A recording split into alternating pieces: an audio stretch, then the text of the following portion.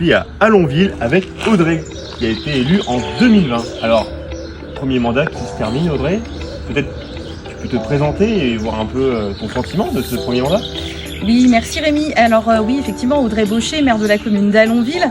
J'ai été élue en juillet 2020, donc en plein Covid, en plein confinement, avec toutes les joies administratives, parce que tout le monde était un petit peu en télétravail, donc c'était compliqué. Malgré tout, un bilan positif de ce mandat, parce qu'on a réussi à mener pas mal de projets. Et l'un des gros projets, qui courra sur plusieurs mandats certainement, c'est la sauvegarde de notre église. Il est juste derrière toi le projet. Tout à fait, voilà. On entend beaucoup parler justement dans la Somme, c'est une vraie problématique. Il y a de nombreux maires qui sont confrontés à gérer leur patrimoine religieux avec difficulté. Là on voit qu'elle est quand même pas forcément dans un état, je pense qu'il y a une mise en péril, si j'ai bien compris, si on voit le document qui est derrière nous. Comment tu as procédé? Tu as même créé un mémoire dessus, parce que tu es allé vraiment au-delà du cas d'Allonville, tu as vraiment cherché un peu partout.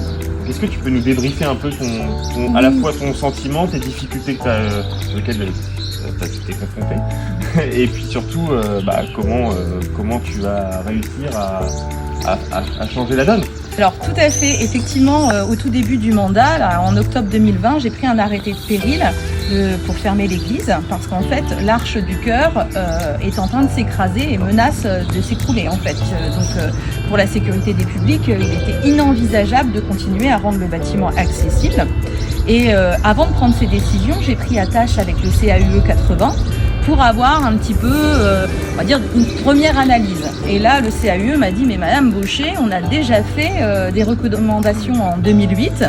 Est-ce que vous en êtes au courant? Est-ce que vous les avez suivies? Je lui ai dit, écoutez, non, en fait, rien n'a été fait. Donc là, Monsieur Villain, le directeur du CAUE, m'a dit, écoutez, Madame Baucher, fermez l'église et faites une étude architecturale plus poussée. Ce que nous avons fait, ouais, ça c'était la première étape. Donc effectivement, nous avons mandaté un architecte du patrimoine afin qu'il puisse nous offrir une analyse fine de l'état de santé du bâtiment. Donc ça prend 1 an quand même. D'accord. Voilà, il faut le savoir. Et ça prend aussi un petit peu plus de temps parce qu'on peut solliciter des subventions, notamment auprès de la région, mais le temps de l'instruction est long. Donc on perd aussi quelques mois à avoir un retour d'accompagnement au niveau de la région. Mais en tout cas, ça se fait, parce que nous, l'étude, elle a été financée à 80%, donc il ne faut rien lâcher.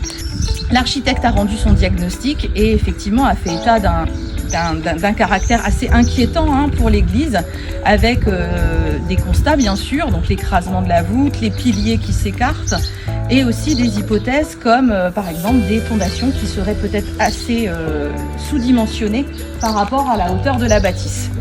Donc là, nous sommes en complément d'études. Justement, on a fait faire des études de sol et on a posé des témoins sur fissures. On en voit un petit peu là, à droite et à gauche, afin de vérifier que le bâtiment était plutôt stabilisé et que les fissures ne bougeaient plus.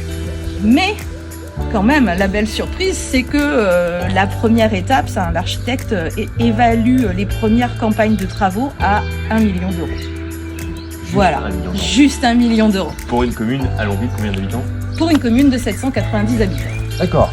Et quand on aura dépensé ce 1 million d'euros, on aura l'impression qu'on n'a rien fait, parce qu'en fait, le 1 million d'euros consiste à des reprises de charpente et à... C'est structurel en fait. C'est effectivement pas structurel. Non, pas du tout. Et quand on ira tout à l'heure voir, tu verras qu'il y a beaucoup de travail à faire aussi en intérieur.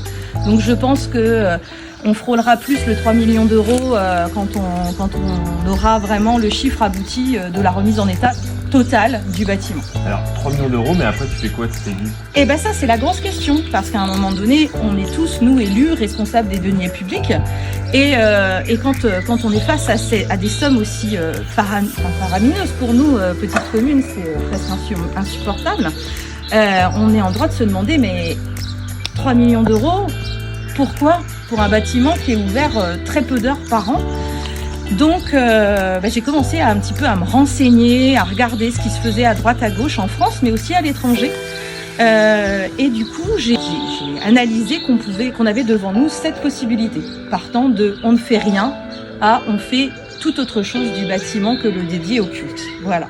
Et donc, c'est l'office d'ailleurs de ton mémoire, tu as constitué au fur et à mesure du projet. Tout à fait. En fait, tu as fait de la recherche en parallèle de ce qui se fait de manière assez structurel, on va dire comme ça, avec les subventions, les dossiers. Ouais. Et toi, en plus, tu as fait un travail de chercheur.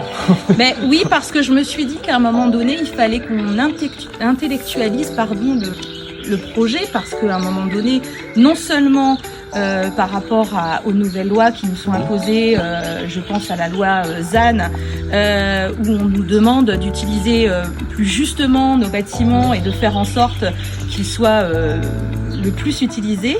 Donc tout ça, ça a un petit peu nourri ma réflexion, et je me suis dit, mais à un moment donné, il faut, parce que le patrimoine religieux, qu'on soit croyant ou non, ça fait partie de notre identité de village, c'est une partie de la carte d'identité du village. Donc il faut qu'on le préserve, mais en même temps, il faut qu'on arrive à lui donner une autre attractivité que celle du culte. Et m'est venue l'idée de la coactivité, c'est-à-dire maintenir un lieu de culte, mais proposer dans le bâtiment des activités culturelles et sportives comme du yoga ou pourquoi pas de l'escalade. Et pour arriver à ça, il y a quand même un petit cheminement, un petit processus à respecter. Si mes souvenirs sont bons, il y a plusieurs étapes quand même. Tout à fait. En fait, à l'heure actuelle, la religion catholique est seule décisionnaire des activités qui sont pratiquées dans l'Église.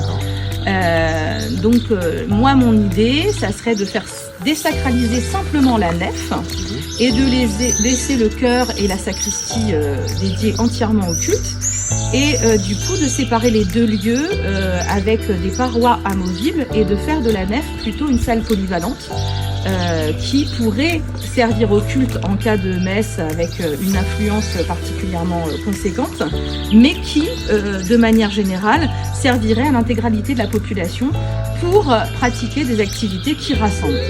Juste en face de l'école en plus. Juste en face de l'école, effectivement, comme par hasard. Et on est vraiment là pour le coup cœur du village. Donc je pense que ça a du sens, et ça redonnerait du sens, le premier sens de nos églises, qui étaient des lieux de rassemblement. Il faut savoir quand même qu'au XIVe siècle, il y avait des marchés dans nos églises. Ah, carrément. Et oui. Est-ce que, comme tu as fait des recherches, tu as vu des choses en France Alors en France, il y a des choses, ça c'est certain, mais ça relève de la reconversion intégrale du bâtiment. C'est-à-dire qu'on a pris la décision de désacraliser le bâtiment pour en faire tout autre chose. D'accord. Donc il y a des endroits où on l'a transformé en bibliothèque ou en salle de skatepark par exemple. Donc voilà, les idées sont multiples. Il y a d'autres endroits aussi où ça devient des restaurants ou des hôtels. Mais moi, mon idée, et je suis un peu têtue là-dessus, c'est qu'on puisse maintenir le lieu de culte. Et ça, actuellement en France, ça n'existe pas.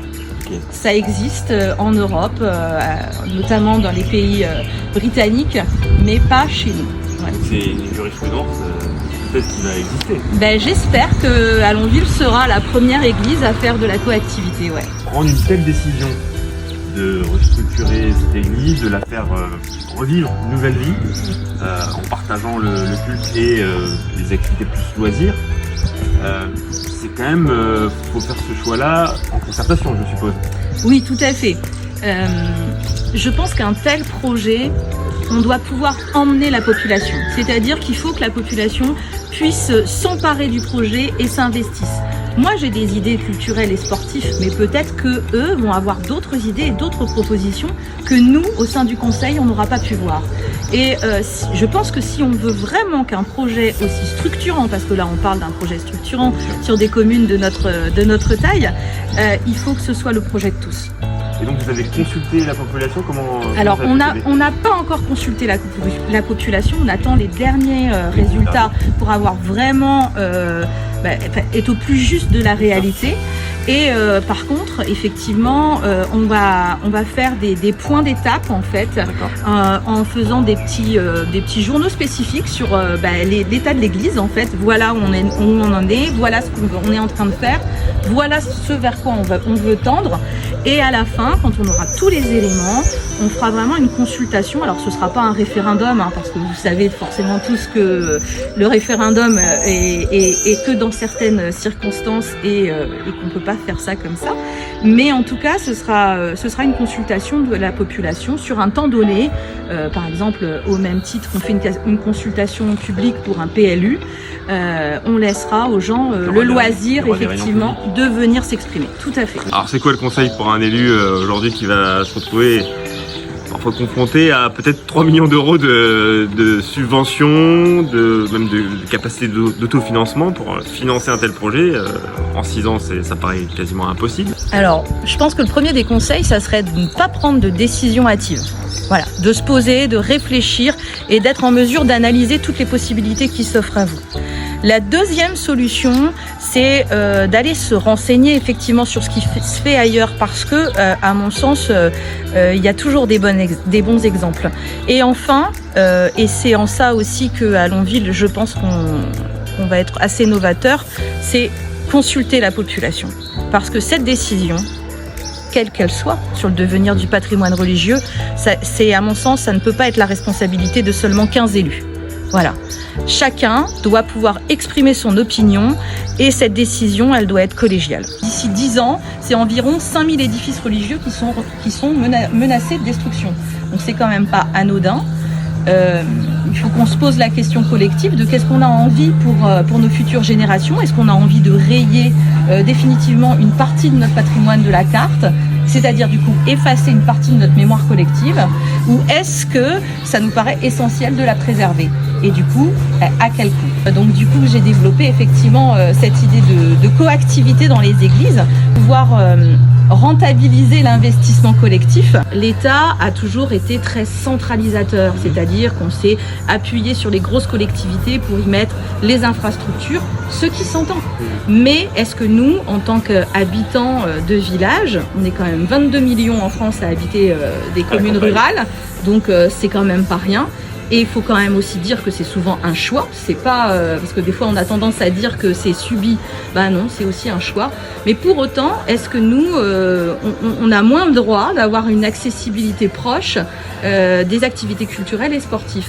Je ne pense pas. Rachida Dati, notre ministre, a engagé l'année dernière une grande concertation, le printemps de la ruralité, avec cette volonté de rapprocher la culture des publics éloignés, on va dire géographiquement parlant. D'accord.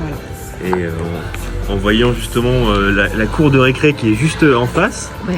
Ça, voilà, il y aura des choses à mon avis mais qui peuvent se construire. Tout à fait, effectivement, il y a du lien à faire et moi je n'y vois que des avantages. D'abord, on apportera à nos enfants de plus grandes proximités avec la culture et avec des activités sportives. Ils n'auront que la rue à traverser.